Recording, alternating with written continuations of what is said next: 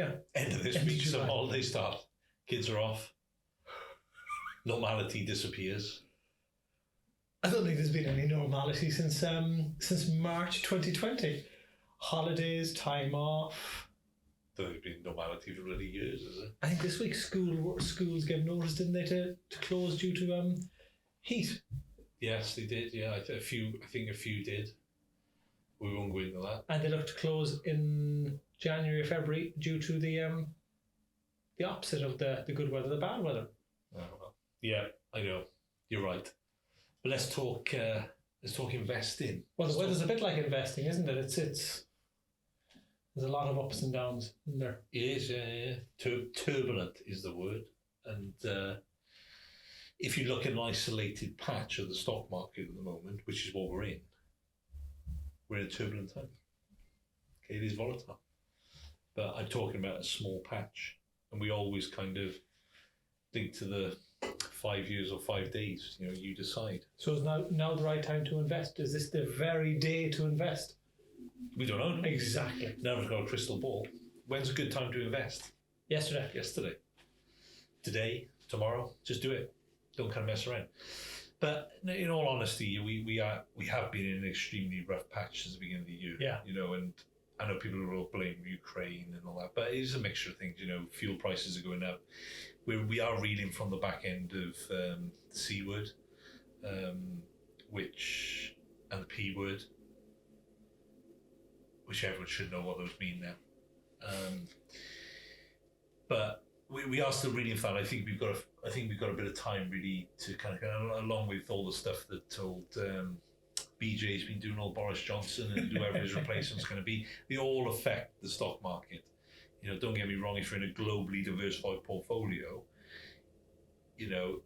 things that happen in the UK will affect it, but also things happening globally will affect it as well. So, but if you look at what history tells us, and we'll link to some images, and we'll put some links in the actual podcast notes as well to some of the imagery, which kind of shows what, if we look historically, because history is the only thing we can base this on. I know people say you shouldn't look at history when you're looking at investing, but what else can you look at? We haven't got a crystal ball. Well, there's one over there. We've got one over there, yeah. But that's the analogy. We can't look at a crystal ball. So we can only use history to tell us where we're kind of potentially going and what it actually looks like, feels like. We are in a period of downturn at the moment, and this will continue for at least the rest of this year and probably into next year. But the long-term thing, when you say about we can't look back at history, and people then will use the idea, well, we've never had what we've had since 2020. But if you look back at all of the data, go back to 1900, where there's had 2 world wars and the Iraqi invasion and whatever other things have been thrown into that, the markets tumbling, the early parts of this century, that it shows, history has shown that after every down or slope, there is a time of growth. And I think it's going back to what we harp on about, that, like you say a lot more than I do, it's time spent in markets rather than timing it. And as long as you said, a diversified global portfolio of the great companies of the world with a plan for a long term in excess of 16 months, you can weather all of this storm, because this is not going to continue for the next 5, 10, 15, 20 years, because if it does, we're all in a mess. But at some stage, you will see the fruits and the green shoots coming along. But that's going to be a period of time. Yeah. But all we're looking to do is plan for that time in the future. Yeah, because when we're talking investing, we're not talking about putting money in the bank so you can go on that holiday in 6, 12 months' time. If you're going to save for that, that's just got to go into a bank. You're not going to make any money on that money. Okay? You can try and be clever and stick it in the stock market, stick it into crypto, NFTs, any of those things. But you could be lucky. You could be lucky. You could, 100%. Okay, but you can also win the lottery as well. Yeah. But it only costs £1.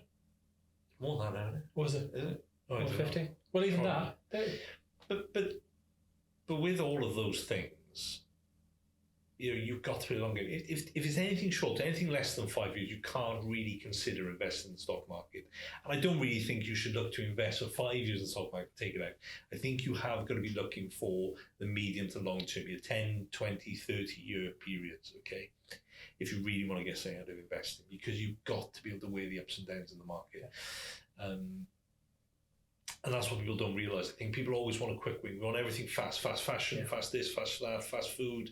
You can go on an app now and you can order something from the local burger place and they'll deliver to you without having to get off your arse. So everyone wants everything fast and immediate, but with investing you can't, and that's never going to change. People might tell you it will, but you've got to play the long game, and not worry about the short term volatility. Because it is short term. I think even though we're chatting about investing, investing is done for something in the future. So you can say, you may want to reduce work or you're saving for something. And the Dutch have it done perfectly, where I think they almost say the first 4 days of the week, Monday to Thursday, that's their spending money for today, and the fifth day that they work, that's the money for the future. They're investing in themselves for the long term. And by investing, all you're doing is putting your money into a portfolio that's in your name, so that in the future you can have money for yourself, be it to generate an income regularly, or that big lump sum of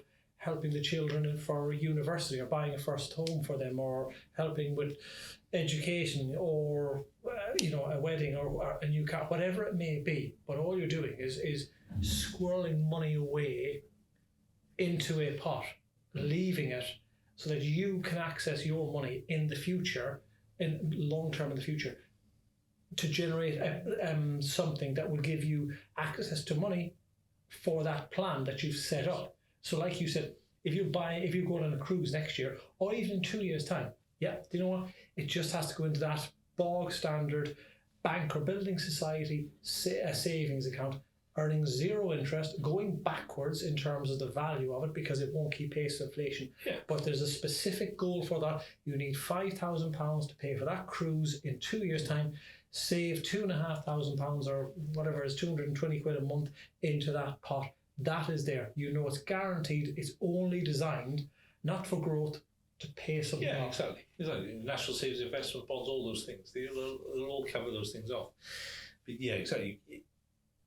Like short term, really, anything 5 years, maybe 7, less than 7, really. But I think you've got to totally divide them up, and you've got to say, this is my money for these set things I want to do in the future. And actually, your investing has got to be for your income in the future, really. Because there just isn't any kind of guarantees out there. And anyone who tells you there's guarantees and anything is lying. Because, there's only, they say 2 things you can guarantee in life: death and taxes. So, it's, that is just one of the big things. I think people got to kind of get away from thinking they can stick money into Bitcoin and make fast money, fast cash. You just got to get in the habit of investing for the long term and don't worry about the volatility. And if you need anything short term, just cash in the bank and don't worry about the returns. That's the savings. Savings. And I think savings and investing. I think they're the 2 categories, aren't they? And that's the big thing about knowing the difference, that you often hear people say, invest in yourself.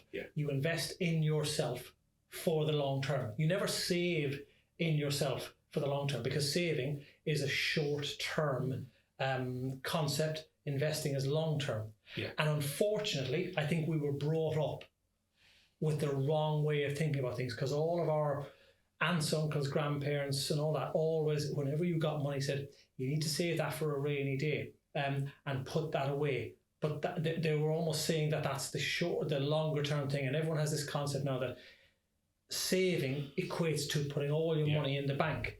And I can access it and it'll grow. It will not grow. It's designed there as an emergency pot.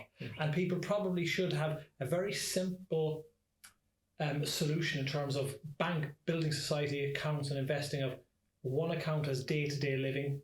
Your income comes in, you spend it on all your living essentials, maybe a savings account for your emergency pot of 6 months of income and the savings vehicles, and save into that regularly, and maybe then a third pot, which can be a multitude of different pots, of something that is the longer term. So you're having to move money around on a monthly basis, maybe digitally via direct debits, but you're sending money to different pots every month you get paid, so that you're not basically just using one bank account to try and save, invest, live. You need to have different daily accounts, annual accounts, 5-year accounts, because I think that way having the plan will allow you to invest for the long term while still enjoying the today and knowing how much you have to live on to spend on day-to-day treats. Yeah, exactly that. Like trips to London, like you've been on. Exactly that. Which wasn't cheap. See the Queen.